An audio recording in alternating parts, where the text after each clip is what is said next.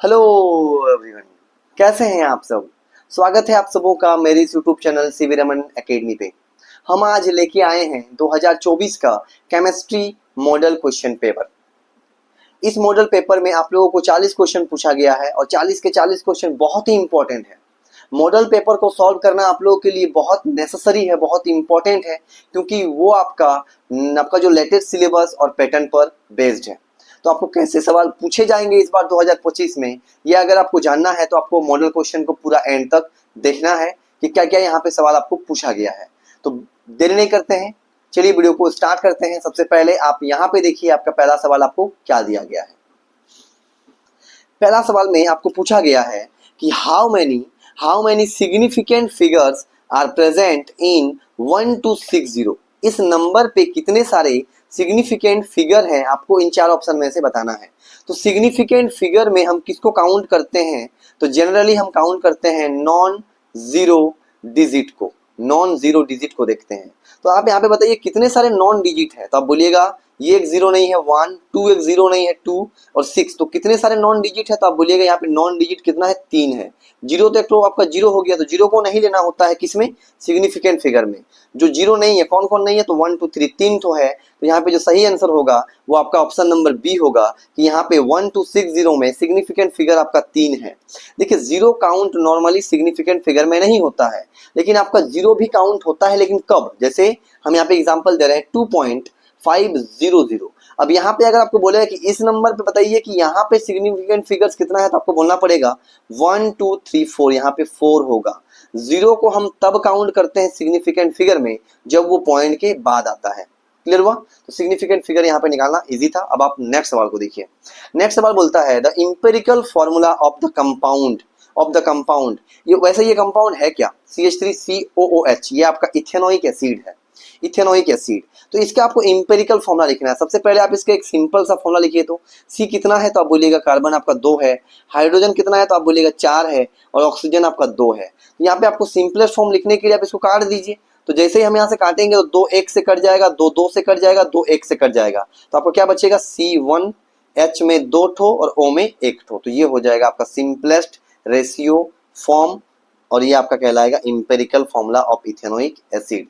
तो सिंपल में यहाँ पे आंसर कितना होगा, तो ये होगा आपका CH2O, option number D. Empirical formula निकालने के लिए सिंपल आपको यहाँ पे सिंपलेस्ट रेशियो में लिखना होता है। यहाँ पे सिंपलेस्ट रेशियो कितना है, तो 1:2:1 है। नेक्स्ट सवाल देखिए, सिंपल सा देखिए क्या बोलता है। If you have 300 ml of 1.5 molarity NaCl, how many ml of 4.5 m NaCl can you make। मतलब अगर आपके पास 300 ml का 1.5 मोलारिटी का NaCl का एक सॉल्यूशन है, तो आपको 4.5 मोलारिटी का NaCl तैयार करने के लिए उस सॉल्यूशन का वॉल्यूम कितना होना पड़ेगा। आपको वॉल्यूम निकालना है बाद में।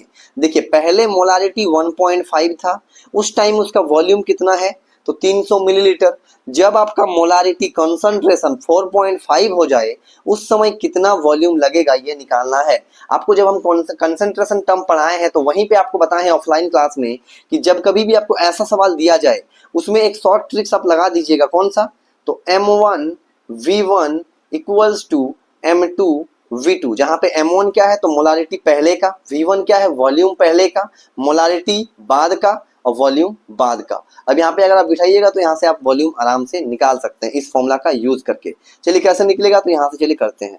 तो बोलिए पहले मोलारिटी कितना था, तो आप बोलिएगा 1.5, यहाँ पे दिया हुआ 1.5। पहले आपका वॉल्यूम कितना था, तो आप बोलिएगा 300 ml, 300 ml में आपका वॉल्यूम था, ठीक है। फिर बाद में बोलिए आपका मोलारिटी कितना है, तो आप बोलिएगा 4.5, और बाद में वॉल्यूम कितना हो गया, तो बाद में वॉल्यूम हो गया V2।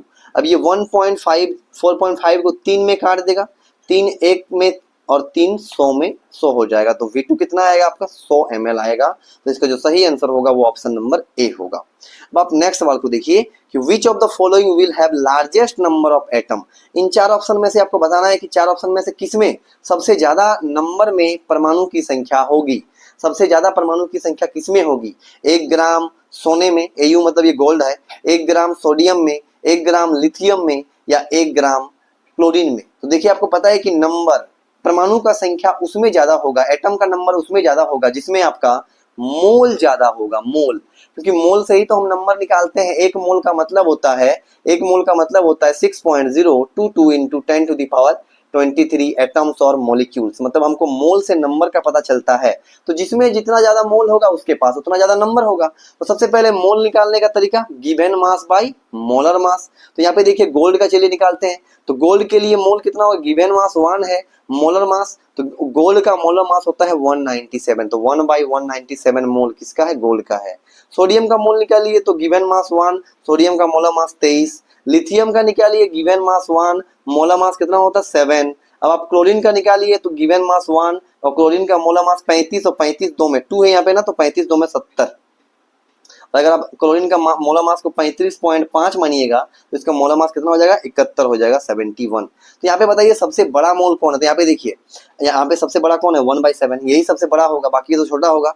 यहाँ पे 23 है, देखिए यहाँ पे 197, यहाँ पे 71, तो सबसे ज्यादा मोल कौन है, तो 1.7 है। इसका मतलब सबसे ज्यादा नंबर किसका होगा, तो 1 ग्राम लिथियम में।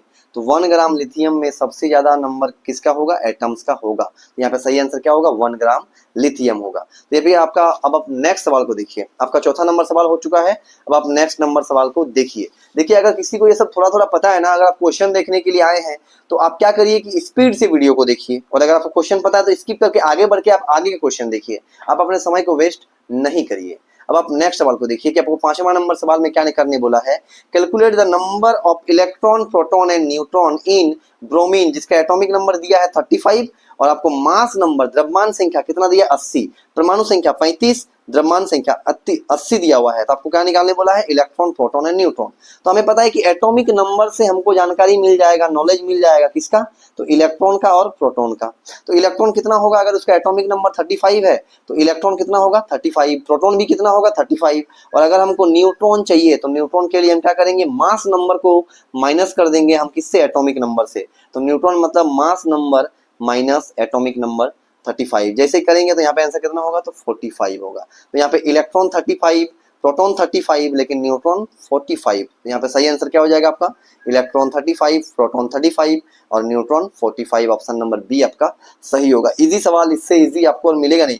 अगर आपका 11 में इस प्रकार का सवाल आता है तो आप अपने आप को लकी मानिए, ठीक है। नेक्स्ट सवाल को देखिए आप, what will be the wavelength of A ball, आपको वेवलेंथ निकालना है एक बॉल का जिसका मास कितना है 0.1 kg, moving with a velocity of 10 metre per second. मतलब कोई अगर बॉल जिसका मास 0.1 किलो का है और अगर वो इतना स्पीड, इतना वेलोसिटी से मूव करेगा तो उसका वेवलेंथ कितना होगा। तो यहाँ पे आपको वेवलेंथ, डी ब्रोगलीज का वेवलेंथ का फॉर्मूला यूज करना होगा, जो बोलता है कि वेवलेंथ जो होता है लैम्डा, इसको लैम्डा से डिनोट करते हैं, ये बराबर होता है आपका प्लैंक कांस्टेंट बाय मोमेंटम यानी पी। और हम मोमेंटम को लिखते हैं, मोमेंटम का फॉर्मूला मास इनटू वेलोसिटी।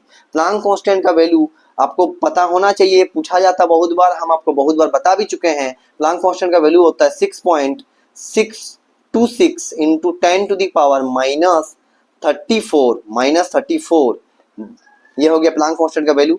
अब मास कितना दिया है, तो 0.1, वेलोसिटी दिया है 10। तो 0.1 से 10 मतलब यहाँ से पॉइंट कट जाएगा, 10 हट जाएगा, एक बचेगा, एक को डिवाइड करेंगे तो आपका जो आंसर होगा वो यही होगा, 6.626 into 10 to the power -34। Lambda क्या है, वेव लेंथ है और लेंथ का यूनिट मीटर। तो यहाँ पे जो सही आंसर होगा वो आपका होगा option number D, 6.626 into 10 to the power -34। Planck constant का ऐसा यूनिट क्या होता है, तो जूल सेकेंड होता है, आप ये भी याद रखिएगा। नेक्स्ट सवाल देखिए, the series of line in the hydrogen spectrum which appear in the visible range of electromagnetic spectrum is। आप लोगों ने 11th क्लास में हाइड्रोजन का स्पेक्ट्रम तो जरूर देखा होगा, आपने ये जरूर सुना होगा कि जो हाइड्रोजन का एटम होता है उसमें जो इलेक्ट्रॉन जब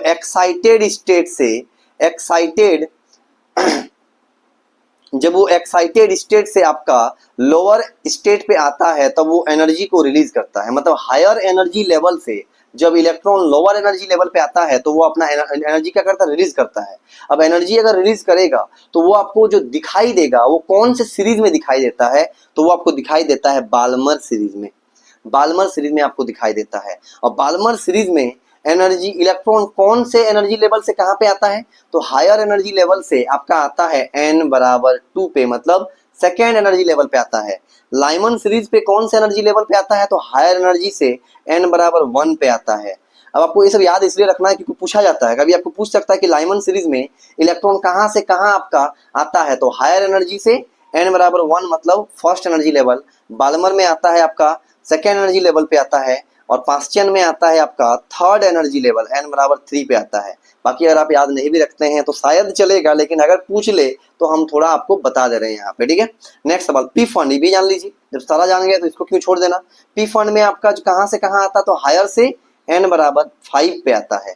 अगर कोई फर्स्ट एनर्जी लेवल पे इलेक्ट्रॉन आएगा हायर से, तो लाइमन सीरीज बनेगा जो दिखाई नहीं देगा। पी फंड सीरीज का मतलब है कि हायर एनर्जी लेवल से आपका कहाँ पे आएगा, फिफ्थ एनर्जी लेवल पे। यहाँ पर भी जो सीरीज बनेगा दिखाई नहीं देगा आपको, पास्टियन सीरीज में भी दिखाई नहीं देगा, लेकिन बाल्मर में दिखाई देगा। क्लियर है। अब आप नेक्स्ट सवाल को देखिए कि नेक्स्ट नंबर सवाल आपको क्या बोल रहा है। विच of the following quantum numbers define the 3 dimensional shape of orbital. अब देखिए शेप ऑफ ऑर्बिटल के लिए जो आपको क्वांटम नंबर रेस्पॉन्सिबल होता है वो होता है आपका एजीमुथल क्वांटम नंबर, जिसको डिनोट किससे करते हैं, एल से। एल बताता है सबसेल के बारे में, कौन कौन सबसेल होता है, एक एस, एक पी, एक डी और एक एस का जो होता है, एस का आपका शेप होता है स्पेरिकल, पी का होता है डम्बल, डी का होता है आपका डबल डम्बल और एफ का होता है कॉम्प्लेक्स। तो शेप के बारे में एजीमुथल क्वांटम नंबर आपको नॉलेज देता है। प्रिंसिपल नंबर किसके बारे में, सेल के बारे में देता है। मैग्नेटिक क्वांटम नंबर किसके बारे में, तो ऑर्बिटल के बारे में देता है। और आपको स्पिन क्वांटम नंबर किसके बारे में नॉलेज देगा, तो स्पिन के बारे में, कि वो अप स्पिन कर रहा है या डाउन स्पिन कर रहा है। अब आप नेक्स्ट सवाल देखिए कि आपको नेक्स्ट सवाल में क्या पूछा गया है। तो व्हाट इज द, नेक्स्ट सवाल बोलता है what is the total number of orbital associated with the principal quantum number n equals to 3। तो जब आपको प्रिंसिपल क्वांटम नंबर n दे दिया, अभी बताया कि प्रिंसिपल क्वांटम नंबर किसके बारे में बताएगा, सेल के बारे में बताएगा। तो यहाँ पे n का वैल्यू अगर तीसरा दिया तो तीसरा सेल, तो कभी भी आपको सेल अगर दे दिया जाए और अगर आपको ऑर्बिटल निकालना हो तो आप सिर्फ और सिर्फ n का स्क्वायर करिए। तो n का स्क्वायर में कितना आएगा, 9 आएगा। आपको पहले भी हम ये बता चुके हैं, ठीक है। तो यहाँ पे इसका सही आंसर क्या होगा, n होगा। कि n सेल में मतलब n इक्वल्स टू 3 सेल, मतलब तीसरा सेल में कितना ऑर्बिटल होता है, 9 ऑर्बिटल होता है। लेकिन अगर यहाँ पे आपको पूछता कि तीसरा नंबर सेल में सबसेल कितना होगा, तो आंसर रखिएगा सबसेल आपका जो होगा वो 3 के बराबर ही होगा। मतलब जो आपका n का वैल्यू है वही आपका सबसेल का भी नंबर होगा। क्लियर है, ये सब बता चुके हैं आपको, फिर से एक बार बता दिए। नेक्स्ट नंबर सवाल, विच of the following species is iso electronic with CH4। Iso electronic का मतलब है जिसके साथ इलेक्ट्रॉन का संख्या सेम हो। तो सबसे पहले CH4 में आप इलेक्ट्रॉन का संख्या गिनिए। तो कार्बन का एटॉमिक नंबर 6 होता है, 6 का मतलब इसमें 6 इलेक्ट्रॉन।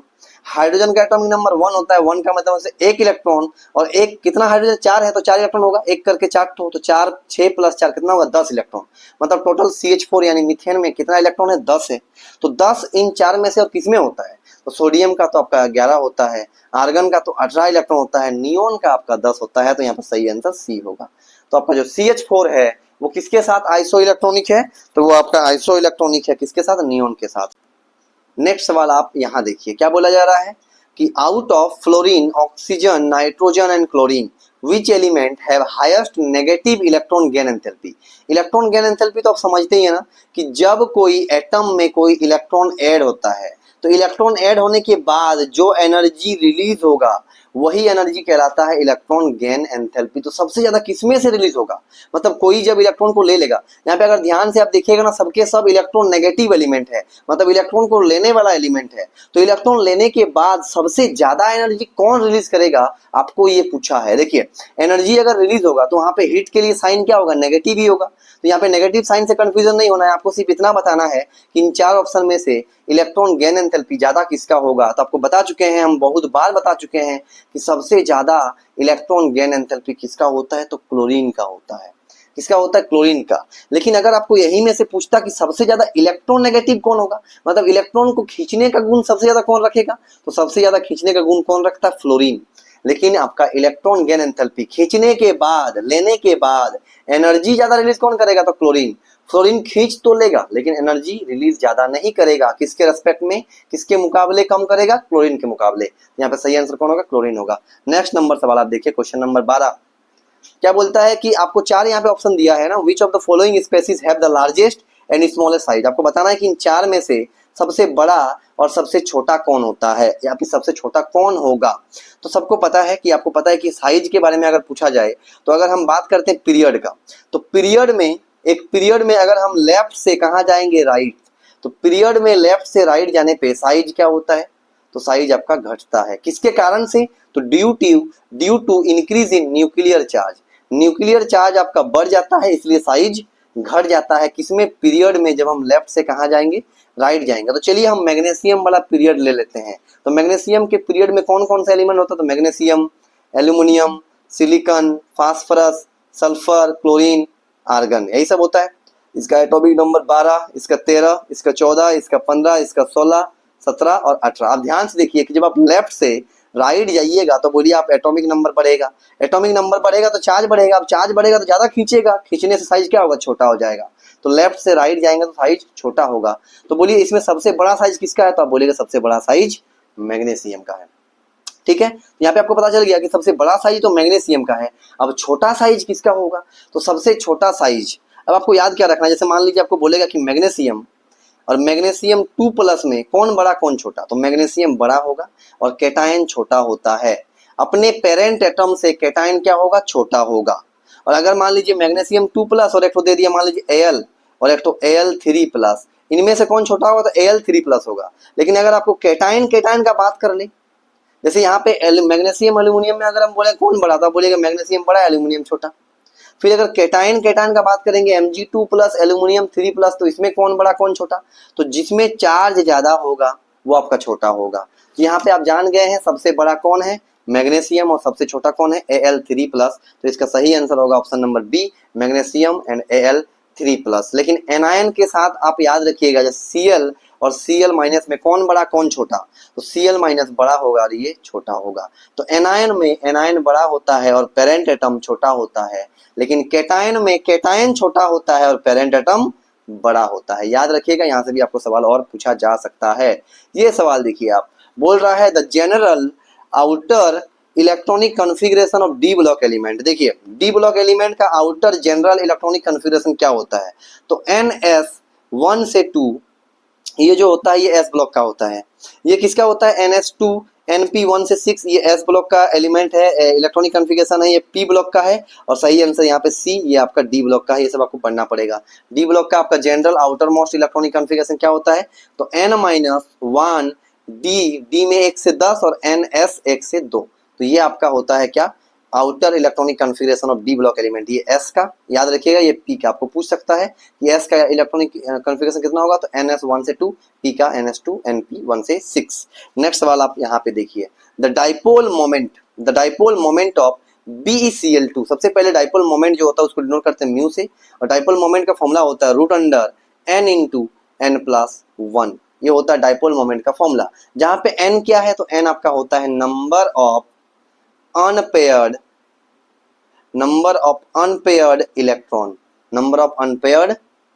इलेक्ट्रॉन। मतलब जितने सारे अनपेयर्ड इलेक्ट्रॉन होगा वहां पे इसको रखना होगा अगर किसी का डाइपोल मोमेंट निकालना है। तो चलिए चेक करते हैं क्या BeCl2 में कोई अनपेयर्ड इलेक्ट्रॉन है।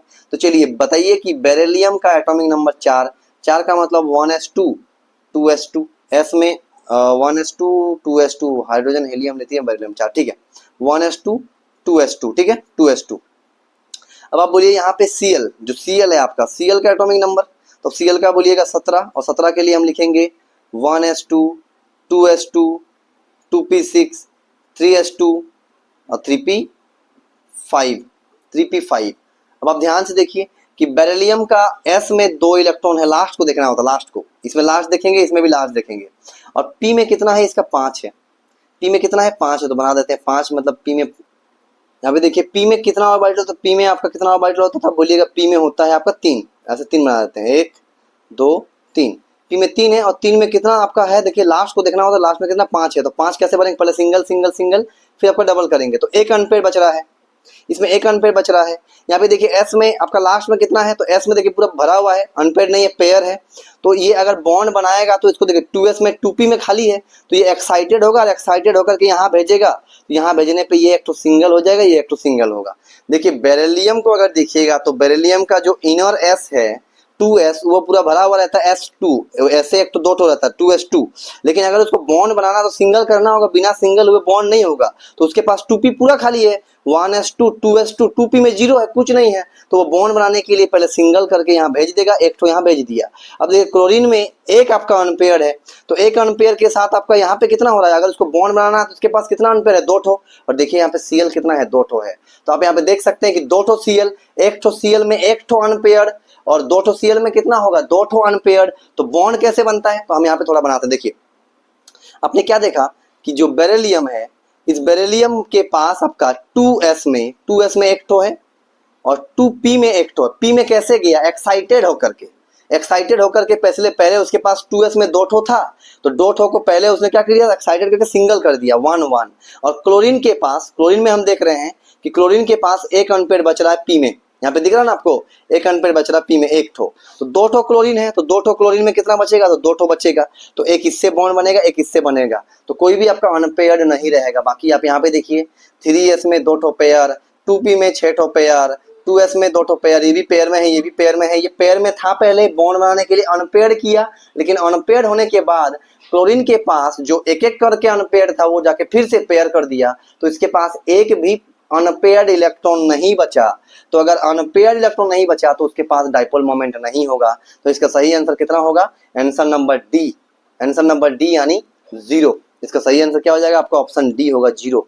नो डाइपोल मोमेंट किसके लिए, BeCl2 के लिए। देखिए आपको बहुत कुछ बताया हम, वैसे ये सब फॉर्मूला 12th में है, फिर भी थोड़ा बहुत आप जान के रखिए कि डाइपोल मोमेंट उसका नहीं होता है जिसके पास क्या नहीं होगा, तो अनपेयर्ड इलेक्ट्रॉन नहीं होगा। अब आप नेक्स्ट सवाल को देखिए, क्वेश्चन नंबर 15 क्या बोला जा रहा है। Question number 15 the bond order, question number 15 आपका दिया है the bond order of O2 is, the bond order of O2 is. तो O2 के बीच में कैसा बॉन्ड होता है, डबल बॉन्ड। तो जितना बॉन्ड बना होता है वही इसका बॉन्ड ऑर्डर कहलाएगा। तो O2 का बॉन्ड ऑर्डर 2 होगा। जैसे मान लीजिए आपको नाइट्रोजन में बोलता तो N2 के बीच में बॉन्ड होता है ट्रिपल बॉन्ड, तो 3 बॉन्ड है, तो 3 बॉन्ड का मतलब नाइट्रोजन का ऑर्डर कितना होता है, बॉन्ड 3 होता है। नंबर ऑफ बॉन्ड आपको गिनना होता है किसमें, बॉन्ड ऑर्डर में। तो O2 में बॉन्ड ऑर्डर कितना होगा, तब बोलिएगा 2 होगा।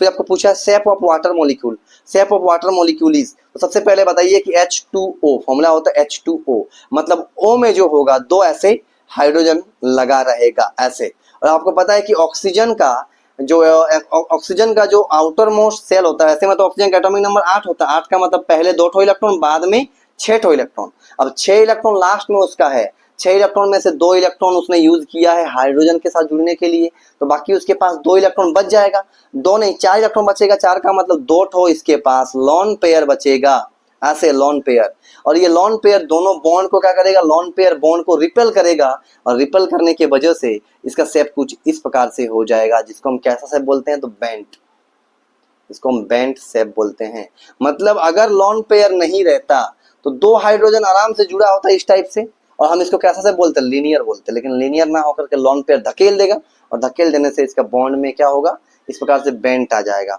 तो H2 का शेप क्या होता है आपका, तो H2 का शेप आपका होता है bent, option number C. Next सवाल देखिए 17 नंबर, what is the hybridisation of carbon in CH4। CH4 में हाइब्रिडाइजेशन क्या होगा, तो हाइब्रिडाइजेशन का फॉर्मूला होता है sigma bond plus lone pair. सबसे पहले हम देखते हैं स्ट्रक्चर बना लेते हैं। CH4 का स्ट्रक्चर ऐसे होगा, इस टाइप से।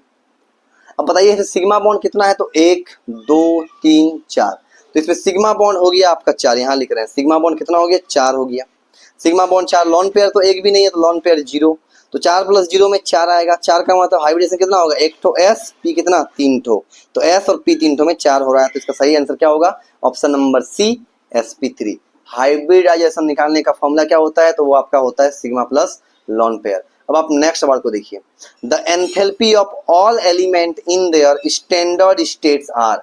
किसी भी एलिमेंट्स का स्टैंडर्ड मतलब जिस स्टेट में वो पाया जाता है उस स्टेट में उसका एंथैल्पी कितना होता है, तो वो होता है सबके लिए 0।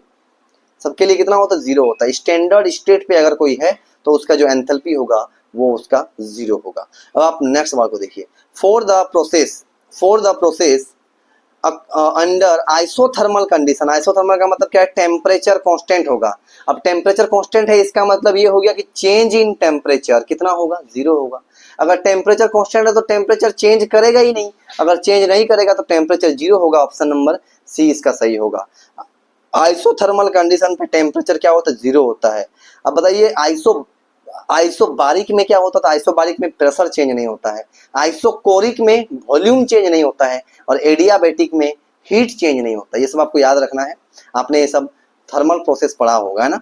नेक्स्ट सवाल देखिए, फॉर द रिएक्शन 2Cl से बन रहा है Cl2, the sign of delta H, delta H का मतलब चेंज इन एंथैल्पी, और साइन ऑफ डेल्टा एस यानी चेंज ऑफ एंट्रोपी आर। सबसे पहले चेंज इन एंथैल्पी देखिए, चेंज इन एंथैल्पी अगर हीट रिलीज होगा तो नेगेटिव, हीट अगर गेन होगा तो पॉजिटिव। तो आप देखिए कि यहाँ पे हीट रिलीज हो रहा है या हीट गेन हो रहा है। चलिए, आपको पता है कि क्लोरीन हमारे इस यूनिवर्स में, हमारे इस ब्रह्मांड में कौन से रूप में होता है, क्या Cl यानी एटम के रूप में, या मॉलिक्यूल गैस के रूप में Cl2 के रूप में। तो आप बोलिएगा कि क्लोरीन Cl2 के रूप में स्टेबल होता है, मतलब हमारे दुनिया में क्लोरीन कौन से रूप में रहता है, Cl2 के रूप में रहता है। मतलब ये स्टेबल फॉर्म है किसका, क्लोरीन का, और ये अनस्टेबल फॉर्म है, अनस्टेबल फॉर्म है। अब अगर अनस्टेबल से वो स्टेबल तक पहुंचा है तो स्टेबल वही होता है जिसके पास क्या होगा, मिनिमम एनर्जी होगा। स्टेबल वही होता है जिसके पास क्या होता है, तो मिनिमम एनर्जी होता है। तो मिनिमम एनर्जी तभी तो होगा जब ये एनर्जी रिलीज करेगा। मतलब यहां से यहां आने के लिए, अनस्टेबल से स्टेबल तक पहुंचने के लिए उसने एनर्जी रिलीज किया है, और अगर एनर्जी रिलीज किया है तो डेल्टा एच का वैल्यू क्या होगा, नेगेटिव होगा। डेल्टा एच का साइन क्या होगा, नेगेटिव होगा। तो चलिए, आपने डेल्टा एच का साइन तो जान गया, अब आप डेल्टा एस का जानिए। डेल्टा एस का मतलब होता है एंट्रोपी, और एंट्रोपी का मतलब होता है आपका डिसऑर्डर, डिसऑर्डर, रैंडमनेस, डिसऑर्डर। तो अब बताइए कि डिसऑर्डर कब ज्यादा होगा, रैंडमनेस, डिसऑर्डर। तो डिसऑर्डर कब ज्यादा होगा, जब अनस्टेबल होगा। अनस्टेबल अगर वो है तो वहां पे ज्यादा डिसऑर्डर होगा, और स्टेबल में डिसऑर्डर क्या होगा, कम होगा। अब चेंज कैसे निकालते हैं, फाइनल वाला माइनस इनिशियल वाला।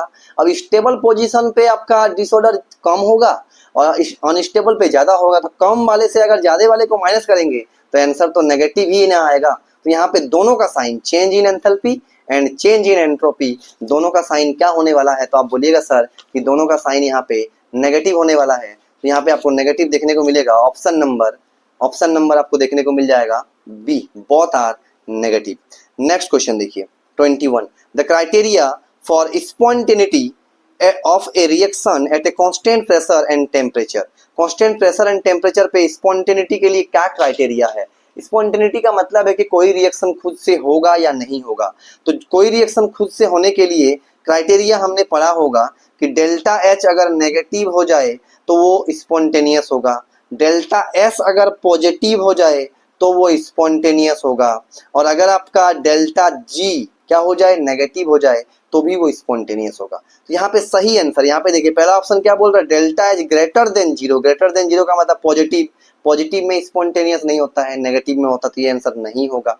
Delta S is less than zero, मतलब एंट्रोपी जीरो से कम, मतलब नेगेटिव होगा, और नेगेटिव में स्पॉन्टेनियस नहीं होता, पॉजिटिव में होता है, तो ये भी गलत। Delta G is less than zero, delta G का मतलब गिव्स फ्री एनर्जी, तो delta G is less than zero, तो delta G is less than zero का मतलब ये नेगेटिव होगा। डेल्टा जी जब नेगेटिव होता है तो वो स्पॉन्टेनियस होता है, तो इसका सही आंसर सी होगा। याद रखिएगा, चेंज इन एंथैल्पी नेगेटिव होने से होता है, चेंज इन एंट्रोपी पॉजिटिव होने से स्पॉन्टेनिटी होता है, और डेल्टा जी का वैल्यू नेगेटिव होगा तो वो स्पॉन्टेनियस प्रोसेस होगा। नेक्स्ट सवाल, in the relation H, H मतलब एंथैल्पी, यू का मतलब internal energy, plus PV, PV मतलब वर्क है ये, तो यहाँ पे यू किसको रिप्रेजेंट करता है, वैसे तो हम बोल ही दिए यू का मतलब क्या होता है आपका, तो इंटरनल एनर्जी, अंदर में जो एनर्जी होता है उसको हम इंटरनल एनर्जी यू से डिनोट करते हैं। नेक्स्ट सवाल देखिए, CaCO3 कैल्शियम कार्बोनेट सॉलिड है, इसको हम संगमरमर भी बोलते हैं ना, संगमरमर।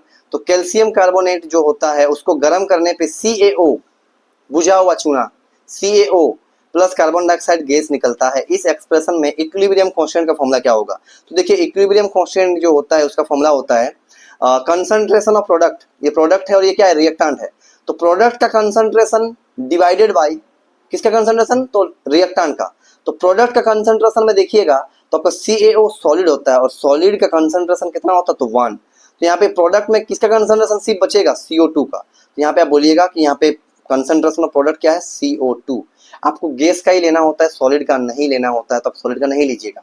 Divided by concentration of reactant, अब रिएक्टेंट में तो सिर्फ सॉलिड है, तो सॉलिड का कंसंट्रेशन कितना होता है, तो 1 होता है। 1 से डिवाइड करेंगे तो आंसर ये आएगा, ऑप्शन नंबर डी। क्या आएगा आपका, option number D, concentration of CO2। Solid का कंसंट्रेशन कितना होता है, 1 होता, तो नहीं लेने से भी चलेगा, इसलिए हम CO2 का लिए, इसका नहीं लिए, और इसमें भी इसका हम नहीं लिए, 1 ले लिए, डिवाइड करेंगे वही आएगा, ऑप्शन नंबर डी। नेक्स्ट सवाल देखिए, द कॉन्जुगेट एसिड, आपको बोले थे कॉन्जुगेट एसिड कैसे निकलता है। एसिड निकालने के लिए H+ जोड़ेंगे बेस निकालने के लिए H प्लस हटा देंगे, तो H2O में H प्लस जोड़ने पे H दो ठो था और एक ठो H जोड़ेंगे तो H तीन ठो होगा, और H प्लस जोड़ेंगे तो प्लस आएगा, तो H3O प्लस। सही आंसर ऑप्शन नंबर सी होगा। नेक्स्ट सवाल देखिए, एज्यूमिंग कंप्लीट डिसोसिएशन, पूरा टूट रहा है बोलता है, उस समय आप बताइए कि पीएच कितना होगा 0.001 MHCl का। तो पीएच निकालने का फॉर्मूला बहुत इजी होता है। पीएच निकालने का जो फॉर्मूला है आपका पीएच बराबर होता है minus log concentration of H plus. अब देखिए ये कंसंट्रेशन किसका है, सॉल्यूशन का है, लेकिन अगर पूरा यहाँ पे दिया है कि कंप्लीट डिसोसिएशन हो रहा है, तो कंप्लीट डिसोसिएशन पे जो कंसंट्रेशन सॉल्यूशन का होगा वही होगा H प्लस का, वही होगा Cl माइनस का। तो यहाँ पे H प्लस का कंसंट्रेशन आप यही यूज कर सकते हैं 0.001। तो यहाँ पे बोलिए कितना आएगा, तो ये आएगा माइनस लॉग 0 पॉइंट के बाद कितना है, तो 1 2 3 4, 4 का मतलब हम इसको लिख सकते हैं 1/10⁴, 1/10⁴ लिख पाएंगे इसको हम। इसको अगर हम ऊपर ले जाएं तो ऐसा लिख पाएंगे माइनस लॉग 10⁻⁴। अब देखिए लॉग में जो पावर होता है बाहर निकल जाएगा, तो ऑलरेडी माइनस है, बाहर कौन आएगा, -4 आएगा, बचेगा कौन, log 10 बचेगा। अब यहाँ पे माइनस माइनस प्लस, तो आंसर आएगा 4 और log 10 का वैल्यू 1, तो आंसर होगा 4। तो यहाँ पे पीएच वैल्यू क्या है, 4 है। क्या बता पाइएगा, पीएच वैल्यू अगर 4 है तो ये क्या है, एसिड है या बेस है, तो आप बोलिएगा कि वो एसिड है। एसिड का पीएच वैल्यू 0 से 7 होता है और बेस का पीएच वैल्यू 7 से 14 होता है। 7 किसका होता है, तो न्यूट्रल का 7 होता है, न्यूट्रल का। अब आप देखिए नेक्स्ट सवाल, 25 हो गया है, 15 क्वेश्चन ही आपका बचा हुआ है। आप देख भी सकते हैं कि आपको क्वेश्चन इजी पूछा है, बहुत ज्यादा हार्ड नहीं पूछा है। नेक्स्ट नंबर सवाल आप देख सकते हैं, बोलता है describe the effect of addition of H2 on the equilibrium of the reaction. मतलब यहाँ पे एक रिएक्शन हो रहा है, ये वाला, ये रिएक्शन अभी इक्विलिब्रियम पे है, और इक्विलिब्रियम पे होगा तो मतलब ना तो फॉरवर्ड रिएक्शन होगा ना ही बैकवर्ड रिएक्शन होगा।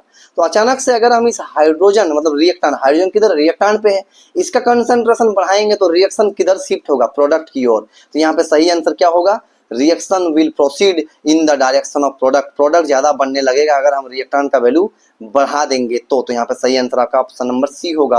अब आप नेक्स्ट नंबर सवाल देखिए, बोलता what is the oxidation state, मतलब चार्ज निकालना है किसका, सल्फर का, किसमें, H2SO4 में। तो जिसका निकालना है उसको आपको क्या मानने बोले हैं, X। अब आप बोलिए हाइड्रोजन का ऑक्सीडेशन नंबर कितना होता है, 2 ठो होता है, एक तो +1 एक तो -1। +1 कब लेंगे, जब वो जुड़ा रहेगा नॉन मेटल से, और -1 कब लेंगे, जब वो जुड़ा होगा मेटल से। तो हाइड्रोजन इस बार किससे जुड़ा है, सल्फर, जो क्या है नॉन मेटल। तो यहाँ पे हाइड्रोजन का +1 और 2 ठो है तो +2, फिर प्लस करेंगे। ऑक्सीजन का कितना होता है, तो आप बोलिएगा -2, और कितना ठो है, तो 4 ठो है। क्या H2SO4 में कोई चार्ज है, नहीं है, तो ये 0 के बराबर होगा। तो 2 + x - 8 बराबर 0। यहाँ पे x बराबर -6, x बराबर -6 इक्वल टू 0। तो x बराबर कितना आएगा, +6 आएगा। x इक्वल टू कितना आएगा, +6। तो यहाँ पे ऑक्सीडेशन स्टेट आपका ऑप्शन नंबर डी 6 हो जाएगा। नेक्स्ट नंबर सवाल, following the species does not show disproportionation tendency, मतलब 4 ऑप्शन में से कौन डिस्प्रोपोर्शनेशन टेंडेंसी नहीं दिखाएगा।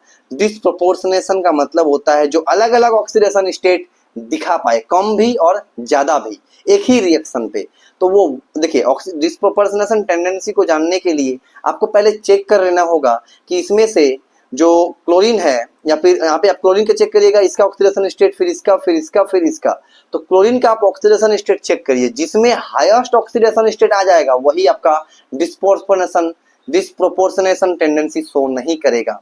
तो यहाँ पे अगर आप देखिएगा तो यहाँ पे Cl का ऑक्सीडेशन स्टेट आएगा +1, यहाँ पे Cl का ऑक्सीडेशन स्टेट आएगा आपका +3, यहाँ पे आपका आएगा +5, और यहाँ पे ऑक्सीडेशन स्टेट आएगा +7, और +7 आपका जो है वो हाईएस्ट ऑक्सीडेशन स्टेट है, मतलब ये आपका डिस्प्रोपोर्शनेशन रिएक्शन शो नहीं करेगा। मतलब आप ऑक्सीडेशन स्टेट निकाल करके चेक कर सकते हैं, जो हाईएस्ट होगा वो आपका डिस्प्रोपोर्शनेशन टेंडेंसी शो नहीं करेगा। अब यहाँ पे नेक्स्ट सवाल देखिए, आपको IUPAC नेम लिखना है किसका, CH3CCl। सबसे पहले आप इसका स्ट्रक्चर बना लीजिए तो बेस्ट रहेगा। तो बोला है CH3 में होल 3 बोला, तो ऐसे होगा CH3 इस टाइप से होगा इसका स्ट्रक्चर। फिर एक तो दिया है आपका Cl, ये वाला। आपको IUPAC नेम के लिए सबसे पहले लॉन्गेस्ट चेन ये खोज लिया हम, लॉन्गेस्ट चेन है मेरा। नंबरिंग कर देते हैं तो 1 2 3। तो 2 नंबर पे क्या है, एक तो 2 नंबर पे क्लोरो है, 2 नंबर पे और क्या है, 2 नंबर पे मिथाइल है, और 3 का मतलब प्रोपेन। तो आंसर नंबर हमको लगता है ऑप्शन 2 होगा, 2 chloro 2 methyl propane. Option number B इसका सही हो जाएगा। अब आप नेक्स्ट सवाल देखिए 30 नंबर। क्या पूछा गया है आपको कि the total number of sigma bond and pi bond in benzene. Benzene का फॉर्मूला होता है C6H6, उसका स्ट्रक्चर हम बनाते हैं ताकि आपको समझ में आए कि उसमें कितने सारे सिग्मा बॉन्ड है और कितने सारे पाई बॉन्ड है। ठीक है, यहाँ पे C है, यहाँ पे C है, यहाँ पे C है, यहाँ पे C, यहाँ पे C, यहाँ पे C, H H H, इस टाइप से आपका C6 और H6 यहाँ पे मौजूद है। यहाँ पे आपका डबल बॉन्ड 1 2 3। तो आप यहाँ पे गिनिए कि यहाँ पे सिग्मा बॉन्ड कितना है। तो आप सिग्मा बॉन्ड जैसे ही गिनिएगा तो आपको देखने को मिलेगा सिग्मा बॉन्ड 1 2 3 4 5 6। यहाँ पे एक सिग्मा एक पाई, तो 1 2 3 4 5 6। रिंग में 6 सिग्मा, बाहर में H के साथ 6 सिग्मा, और पाई कितना है तो 1 2 3। पाई आपका 3 है और सिग्मा कितना है तो सिग्मा आप बोलिएगा कि सिग्मा आपका 12 है। तो यहाँ पे सही आंसर क्या हो जाएगा कि पाई इलेक्ट्रॉन 3 होगा, सिग्मा कितना होगा 12, मतलब ऑप्शन नंबर सी हो जाएगा। शायद आप समझ गए होंगे, सिग्मा सिंगल बॉन्ड ये वाला, ये सिग्मा। तो बाहर 6 सिग्मा, रिंग में 6 सिग्मा, तो 6 6 12 और पाई आपका 3 है। क्लियर हो गया। अब आप नेक्स्ट सवाल देखिए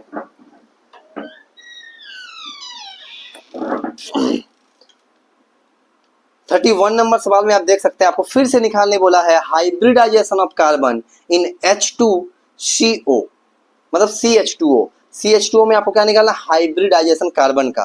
तो सबसे पहले स्ट्रक्चर आप बना लीजिए, C डबल बॉन्ड O और H दो ठो है। हाइब्रिडाइजेशन निकालने का फॉर्मूला क्या बोले, सिग्मा प्लस लॉन पेयर।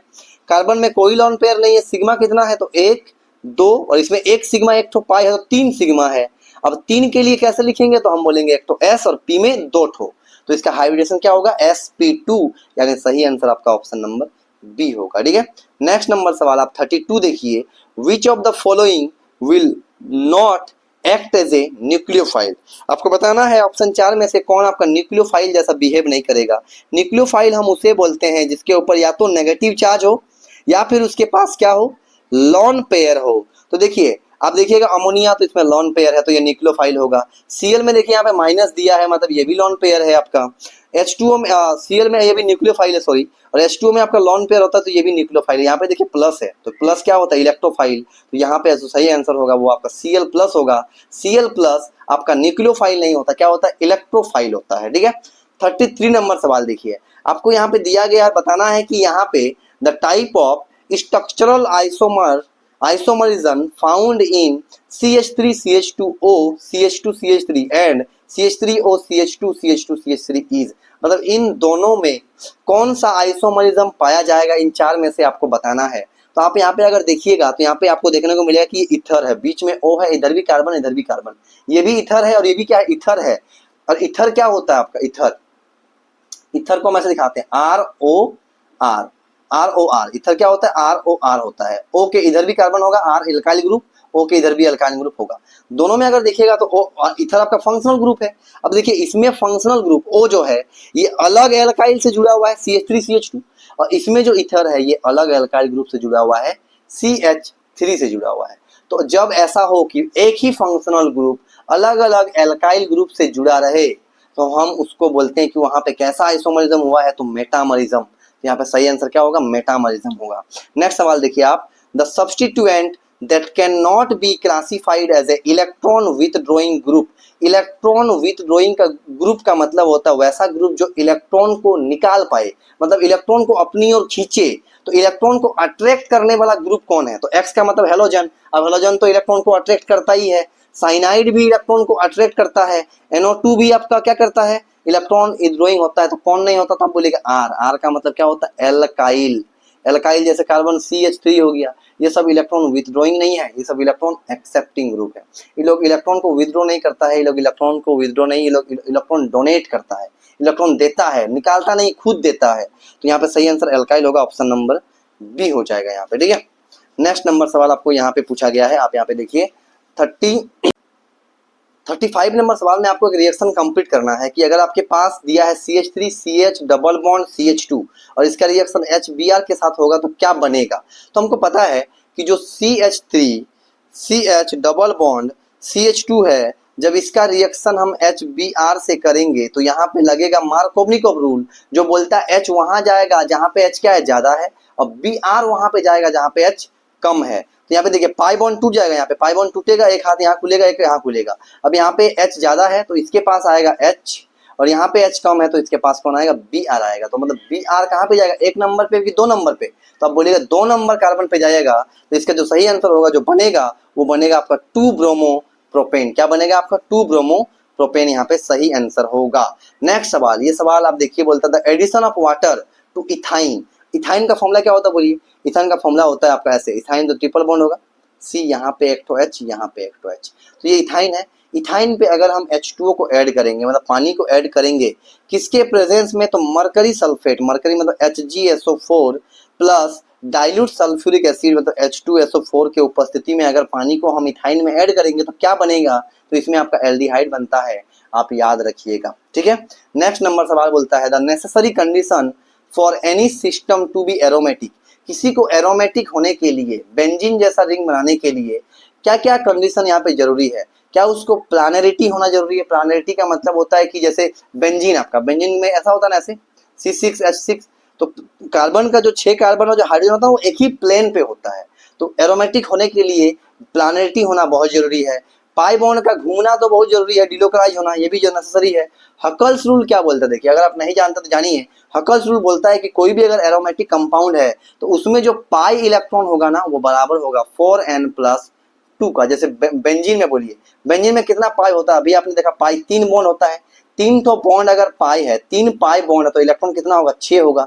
आप बिठा सकते हैं 1, यहाँ पे n का वैल्यू 1 लेंगे तो 4 1 में 1 + 2 6, इसको सेटिस्फाई कर रहा है। तो हक्कर रूल वही बोलता है कि एरोमेटिक वो होगा जिसमें पाई इलेक्ट्रॉन 4n+2 के बराबर होगा। तो यहाँ पे जो सही आंसर होगा वो ऑल ऑफ दिस होगा। एरोमेटिक होने के लिए प्लानरिटी होना चाहिए, पाई बॉन्ड का घूमना जरूरी है और हकल्स रूल को भी फॉलो करना चाहिए। नेक्स्ट नंबर सवाल में आपको पूछा जा रहा है कि ये जो रिएक्शन है CH3Cl सोडियम के साथ फिर CH3Cl किसके उपस्थिति में, ड्राई ईथर के उपस्थिति में, हम इस रिएक्शन को क्या बोलते हैं। तो यहाँ पे देखिए इस रिएक्शन को ऊज रिएक्शन बोलते हैं। बहुत सिंपल सवाल है कि जब आप हेलो एल्केन को रिएक्शन करवाओगे सोडियम के साथ in the presence of dry ether तो आपका हायर एल्केन बनेगा और हम इस रिएक्शन को क्या बोलेंगे, ऊज रिएक्शन बोलेंगे। अब आप 39 नंबर सवाल देखिए। 39 नंबर सवाल बोल रहा है विच of the following is not an example of electron displacement effect. Electron displacement, electron का विस्थापित होना, इसमें से कौन नहीं। इंडक्टिव इफेक्ट में इलेक्ट्रॉन डिस्प्लेसमेंट होता है, रेजोनेंस में भी होता है, हाइपर कंजुगेशन में भी होता है, लेकिन डिस्टिलेशन में नहीं होता है। डिस्टिलेशन एक प्रोसेस है जिसमें पानी को प्यूरिफाई किया जाता है, तो इसमें कोई भी इलेक्ट्रॉन डिस्प्लेसमेंट का नहीं लगता, इसमें कुछ भी इफेक्ट नहीं होता है। तो यहाँ पर सही आंसर कौन होगा, distillation, option number D. Next number सवाल 40 देखिए क्या बोलता है। लास्ट सवाल है कि जब आप इथेनॉल, ये आपका CH3CH2OH क्या इथेनॉल है, इसको जब हम कंसंट्रेटेड H2SO4 के साथ 443 केल्विन में गर्म करते हैं तो यहाँ पे डिहाइड्रेशन प्रोसेस होता है। हम इसको अल्फा बोलते हैं, इसको बीटा बोलते हैं। बीटा से निकलेगा OH और अल्फा से निकलेगा H। तो बोलिए बीटा से अगर OH जाएगा, अल्फा से OH जाएगा, यहाँ पे CH3 था, अब CH3 में से अगर H चल जाएगा तो क्या बचेगा, तो आप बोलिएगा CH2 बचेगा। यहाँ से OH चल जाएगा तो क्या बचेगा, बोलिएगा CH2 बचेगा, बीच में डबल बॉन्ड। तो ये सिंपल फॉर्मूला क्या बनेगा, इथीन, ऑप्शन नंबर ए इसका सही आंसर होगा। तो आपका मॉडल क्वेश्चन पेपर 2023 भी कंप्लीट हो चुका है। केमिस्ट्री का भी हम करवा चुके हैं, फिजिक्स का भी हम करवा चुके हैं, 25 का मॉडल क्वेश्चन पेपर करवा चुके हैं। आप प्रैक्टिस करिए, आप रिवीजन करिए, आपका एग्जाम भी बहुत नजदीक है। हम आपके लिए इसके बाद नेक्स्ट जो मॉडल क्वेश्चन पेपर सॉल्व करेंगे वो करेंगे 23 का फिजिक्स और केमिस्ट्री के लिए। तो आप मेरे साथ बने रहें, आपके साथ मिलते हैं हम नेक्स्ट वीडियो